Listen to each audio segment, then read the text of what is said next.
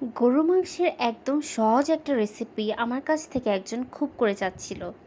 কিন্তু সবথেকে ইজি ওয়েতে কীভাবে মজাদার গরু মাংসের রেসিপিটা তৈরি করতে হয়, সেই রেসিপিটা সেই আপুটার জানা ছিল না।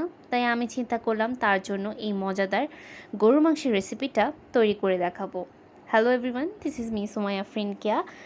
আর আজকে হচ্ছে আমি আপনাদের সাথে খুবই ইজি প্রসেসে কিভাবে এই মজাদার গরু মাংসের রেসিপিটা তৈরি করা যায় সেটা আপনাদের সাথে শেয়ার করব। আশা করি আজকের এই ভিডিওটা আপনাদের ভালো লাগবে এবং যারা খুব ইজি ওয়েতে গরু মাংসের রেসিপিটা চাচ্ছিলেন তাদের জন্য অনেক বেশি হেল্পফুল হবে। আর আমার এই রেসিপির মধ্যে আমি একদম A to Z দেখিয়ে দিব যে আমি আজকে ঠিক কী উপকরণগুলো ব্যবহার করেছি এবং কোন কোন উপকরণগুলো দিলে আপনারা খুব ইজিভাবে হচ্ছে গরুর মাংসের একটা পারফেক্ট রেসিপি তৈরি করতে পারেন।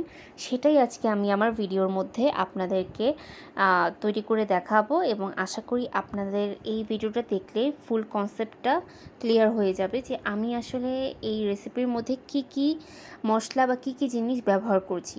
তো শুরু করা যাক আজকের আমার এই ভিডিওটা। তো প্রথমেই দেখিয়ে দিচ্ছি, এখানে যে মশলাটা দেখতে পাচ্ছেন, এখানে এলাচ, দারচিনি এবং জিরা গুঁড়া সব কিছু একসাথে আসলে পেস্ট করে নেওয়া হয়েছে শিলপাটায় বেটে। আপনারা চাইলে এটা হচ্ছে কোনো মিক্সচারেও তৈরি করতে পারেন। এই মশলাটা আসলে এই রান্নার মূল রেসিপির একটা ইম্পর্টেন্ট ইনগ্রিডিয়েন্ট।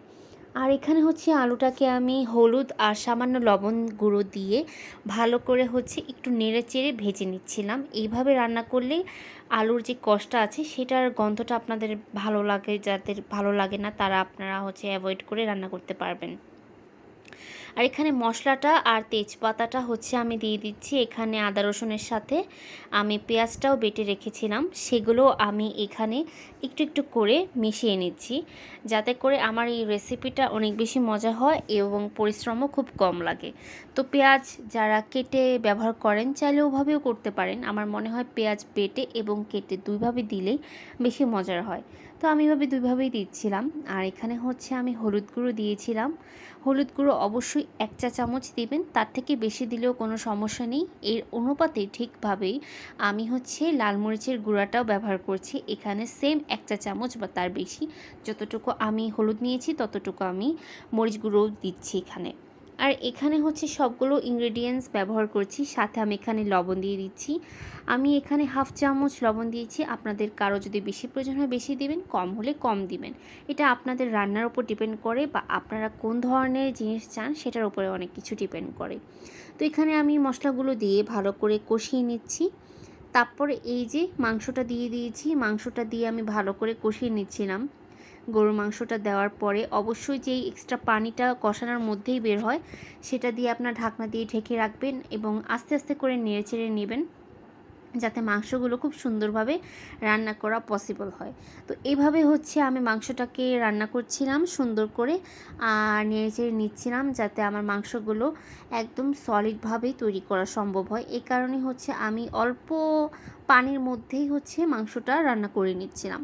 তারপর কিছুক্ষণ ধরে আমি এটা সিদ্ধ করে নেব, যাতে মাংস থেকে পানিটা বের হলেও সুন্দরভাবে কুক হয়। কারণ মাংস যাদের একটু কম সিদ্ধ হয় তাদের অনেকের ভালো লাগে না, আমারও কিন্তু সেম, আমারও মাংসটা ভালো করে কষাতে হয়। তো কষানোর সময় যেটা আমি দেখাচ্ছিলাম যে এই যে কষানোর এই প্রসেসটা, এখানে অবশ্যই ভালো করে নেড়েচেড়ে কষিয়ে নিতে হবে। এখানে আমি একটু গরু মাংসের মশলাও কিন্তু ব্যবহার করেছি, যেটা আমি পরবর্তীতে আপনাদের সাথে শেয়ার করছি। এখানে গরু মাংসের মশলাটা দিলে রান্নাটার টেস্ট আরও বেশি ভালো আসে এবং ঘ্রাণটা অনেক সুন্দর হয়। তো সব কিছু একসাথে মিশাতে দেখতেই পাচ্ছেন যে ভালো করে কষে যাচ্ছে। আর এখানে ভালো করে কষানোটাই মেইন ইম্পর্টেন্ট বিষয়। আর গরু মাংসটা হচ্ছে আমি হাড়সহ গরু মাংস নিয়েছিলাম, তেলের পরিমাণটা খুবই কম ছিল, গরুর তেলটা তেমন একটা নিইনি, যতটুকু ছিল ততটুকু আমি হচ্ছে ফেলে দিচ্ছিলাম। তো এইভাবে একটু একটু করে আমি রান্নার প্রসেসটা সেরে নিচ্ছিলাম আর ভালো করে মাংসটাকে একটু একটু করে নেড়ে দিচ্ছিলাম একটু পরপরই। তো মাংসটাকে ভালো করে নেড়ে চেড়ে নিয়ে যতক্ষণ না কুক হয় ততক্ষণ ধরেই হচ্ছে আমি এটাকে ফুল প্রসেস সহ রান্না করছিলাম। আর অনেকে মেখে রান্না করেন, মেখে রান্না করতে গেলেও কিন্তু সেম প্রসেসেই রান্না করতে পারবেন, এতে কোনো অসুবিধা নেই। আশা করি আজকের এই ভিডিওটা আপনাদের সবার অনেক বেশি ভালো লেগেছে এবং ভিডিওটা ভালো লাগলে অবশ্যই শেয়ার করে দিবেন। আশা করি আপনাদের সবার অনেক ভালো লেগেছে। Thanks for watching my video.